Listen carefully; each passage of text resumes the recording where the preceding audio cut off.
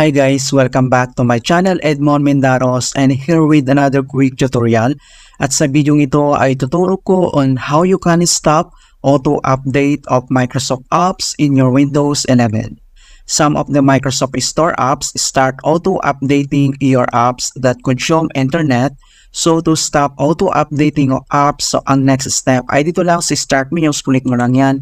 And then dito sa searching bar ay search lang natin yung Microsoft Store. Okay, so type natin and then click mo lang tong open. So dito sa homepage ng Microsoft Store ay dito lang sa taas ay makikita mo dito yung profiles, click mo lang yan. And then ang susunod ay kailangan lang natin i-select tong settings, click lang natin ito.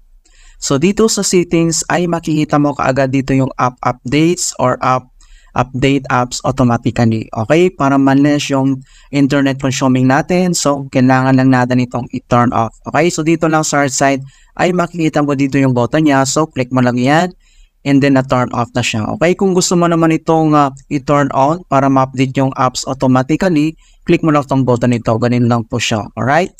Okay, so in hope na may natutunan ulit kayo mga kaibigan sa ating simple tutorial. And please don't forget to like this video and subscribe to my channel for more helpful tutorials and tips. And if you have any questions or suggestions, please leave them in the comment below.